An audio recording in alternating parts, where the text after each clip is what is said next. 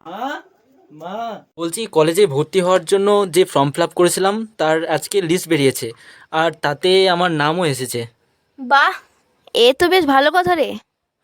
কিন্তু ভর্তি হওয়ার জন্য যে 1500 টাকা লাগবে। আচ্ছা বেশ, তোর বাবা আসুক, দিয়ে আমি দেখছি। আচ্ছা মা। এই বলে প্রেম ঘর থেকে বাইরে বেরিয়ে গেল অজয়ের কাছে এবং শুনল যে তারও লিস্টে নাম বেরিয়েছে। রাত্রি নামলে প্রেম আবার বাড়ি ফিরে এলো। তখন তার মা 1500 টাকা দিয়ে বলল, এই নে 1500 টাকা, তোর বাবার কাছ থেকে নিয়ে রেখেছিলাম। প্রেম টাকাটা নিয়ে কলেজে ভর্তি হলো। কলেজে ভর্তি হওয়ার কিছুদিন পর সে একদিন কলেজে গেল। সে ইংলিশে অনার্সে ভর্তি হয়েছে। আজ প্রেমের সাথে অজয়, যে তার খুব কাছের বন্ধু, সেও এসেছে আজ। অজয় ইংলিশে অনার্স। তারা দুজনে ক্লাসে প্রবেশ করলো।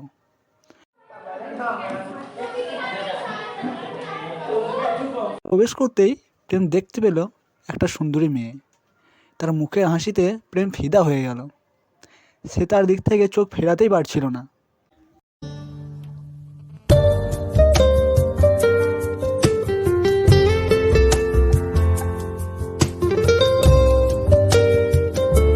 মনে লাড্ডু ফুটছে মনে হচ্ছে। হ্যাঁ হ্যাঁ, কই কিছু না তো।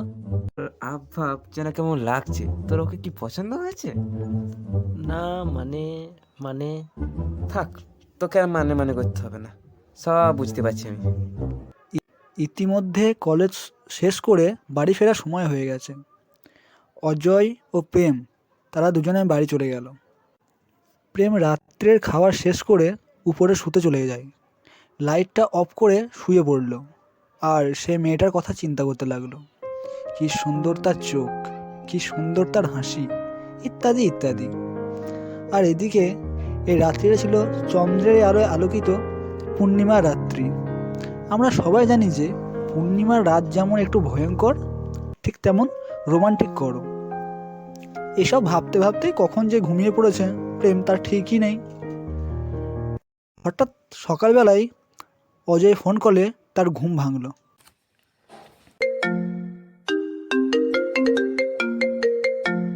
হ্যাঁ হ্যালো। গুড মর্নিং ভাই, এখনো ঘুম ভাঙানি নাকি? হ্যাঁ ভাই, এই উঠছি। ঘুম ভাঙবে কি করে? নিশ্চয়ই তুমি ওই মেয়েটার স্বপ্ন দেখছিলে। আর চিন্তা নেই, আমি ওর নামটা জানতে পেরেছি। ওর নাম মোহিনী। ধুর, তোর সেই উল্টাপাল্টা কথা। ওকে আমি তা জেনে কি করব? বেশ বেশ, আজ কলেজ যাই, তারপর তোকে দেখছি।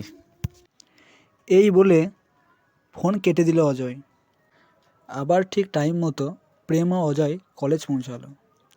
তারা দুজনে ক্লাসের দিকে যেতেই সে মেয়েটাকে আবার চোখে পড়ল প্রেমের। আজ মেয়েটাকে আরও সুন্দর দেখাচ্ছিল আগের দিনের থেকে। প্রেম এবার নিজের চোখ ফেরাতে পারছিল না তার দিক থেকে।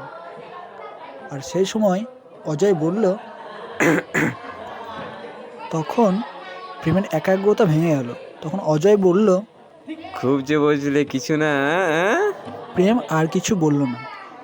ক্লাস শেষে সবাই যখন ক্লাস থেকে বেরিয়ে এলো তখন প্রেম অজয়কে অজয়, একটা কথা বলবো?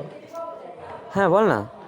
বলছি, ওই মেয়েটার সঙ্গে একবার কথা বলবো, তা কি করে শুরু করবো বলতো?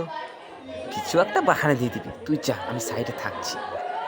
তখন প্রেম সে মেয়েটার কাছে গিয়ে বলল, হাই, আমি প্রেম। হাই, আমি মোহিনী। বলছি, কালকে তো আমি কলেজে আসিনি, তাই তুমি যদি বলে দিতে কাল কি পড়িয়েছেন স্যার। হ্যাঁ, কেন পারবো না, কিন্তু আজ আমার বাসে টাইম হয়ে গেছে তো, তাই আজকে আমাকে যেতে হবে। আচ্ছা বেশ, ঠিক আছে তাহলে। তুমি এক কাজ করো, আমার নাম্বারটা নিয়ে নাও আর পরে আমাকে SMS করে দিও, আমি তখন জানিয়ে দেবো। এই কথা শুনে প্রেম ভেতরে ভেতরে আনন্দ পেল ও বলল, হ্যাঁ, তোমার ফোন নাম্বারটা দাও, আমি SMS করে নেব। মোহিনী নাম্বারটা দিল ও চলে গেল। তখন অজয় প্রেমের কাছে এসে বলল, কিরে, আজ ফোন নাম্বার পেয়েছিস, কাল মনটাও পাবি। এই কথা শুনে প্রেম মুচকি মুচকি হাসলো এবং তারা দুজনেই দুজনের বাড়ি চলে গেল।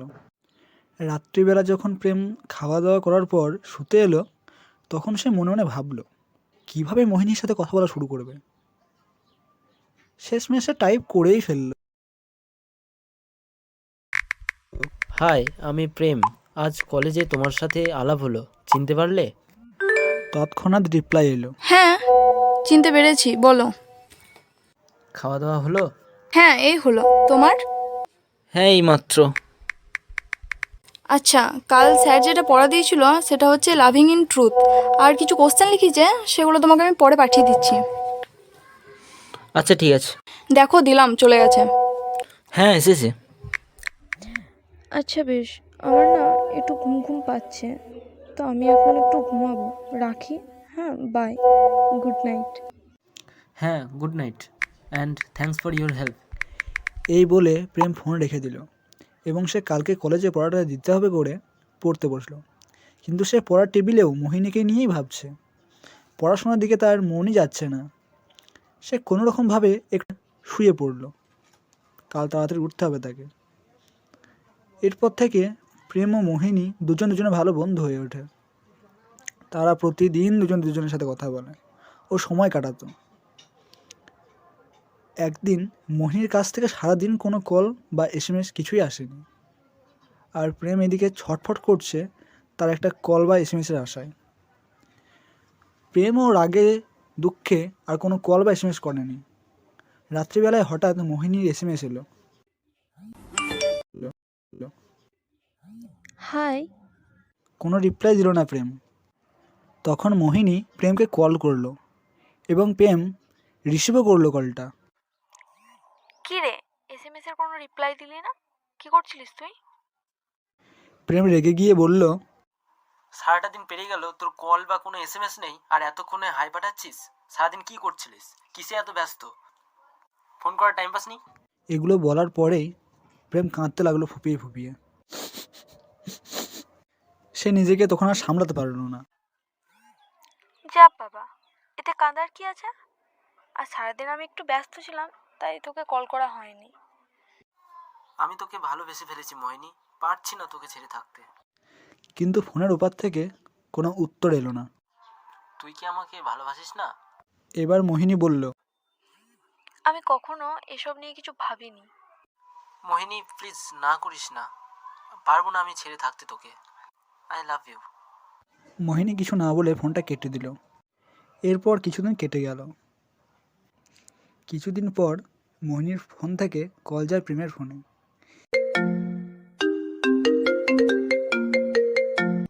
এদিকে প্রেম মোহিনীর কল দেখে জলদি ফোন কলটা রিসিভ করলো। হ্যালো মোহিনী, কেমন আছিস? ভালো নেই রে, তোর সাথে কথা বন্ধ করে দেওয়ার পর আমিও ভালো ছিলাম না। আমিও পারছি না তোকে ছাড়া থাকতে।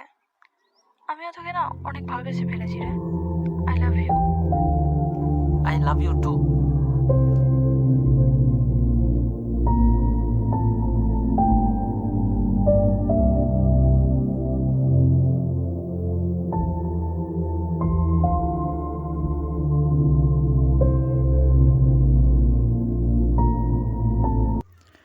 আপনারা শুনলেন স্টোরি অফ লাভের প্রথম গল্প সম্পূর্ণ হলো ভালোবাসা। গল্পের পরিচয় সংক্ষেপ। মূল চরিত্রে প্রেম ও মোহিনী। প্রেমের চরিত্রে রয়েছে অতনু, মোহিনী চরিত্রে রয়েছে সঙ্গীতা, প্রেমের মা মাধবীর চরিত্রে রয়েছে পৃথা, প্রেমের বন্ধু অজয় চরিত্রে রয়েছে অভিজিৎ, লেখক আমি মানব, আর সম্পূর্ণ এডিটে রয়েছে সালাম। এখনকার মতো এ পর্যন্ত। আবার হাজির হব কোনো এক নতুন গল্প নিয়ে। ততক্ষণ জন্য টাটা।